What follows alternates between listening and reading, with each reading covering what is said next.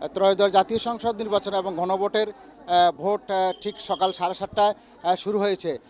বেলা বাড়ার সাথে সাথে আমরা দেখতে পাচ্ছি যে এই যে ভোট কেন্দ্রগুলো আছে সে সবগুলো ভোট কেন্দ্রেই পুরুষের পাশাপাশি নারী ভোটারের উপস্থিতি খুব বেশি এবং সবাই আসছেন ভোট কেন্দ্রে ভোট দেওয়ার জন্য। আমি এখন আছি নোয়াখালীর বেগমগঞ্জের সয়ানী ইউনিয়নের সাতারি জঙ্গি মনোরাজপুর সরকারি প্রাথমিক বিদ্যালয় ভোট কেন্দ্রে।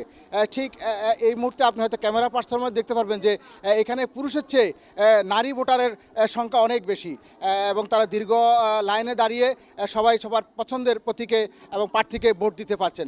এখানকার যিনি প্রিজাইডিং অফিসার রয়েছেন তিনি আমাকে জানিয়েছেন যে ফখরুদ্দিন প্রিজাইডিং কর্মকর্তা এই ভোট কেন্দ্রে 249 জন নারী এবং পুরুষ ভোটার রয়েছে এবং তিনি যেটা জানিয়েছেন যে এখনও পর্যন্ত এখানে প্রায় যে ভোটের 25% ভোট কাস্ট হয়েছে। ভোটের পরিবেশ এখানে ভালো এবং সুষ্ঠু এবং সুন্দর পরিবেশে বিরাজ করছে।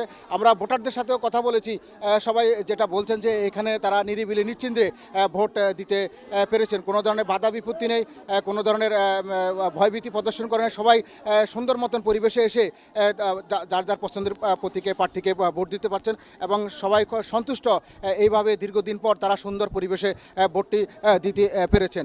নোয়াখালীর যে সার্বিক পরিস্থিতি এখন পর্যন্ত ভালো, যে 6টি সংসদীয় ভোট খুব সুন্দর এবং নিরিবিলি চলছে, আইন শৃঙ্খলার বাহিনীর কঠোর নজরদারিতে রয়েছে। আমি এখন এই কেন্দ্রে একজন ভোটার সাথে কথা বলবো।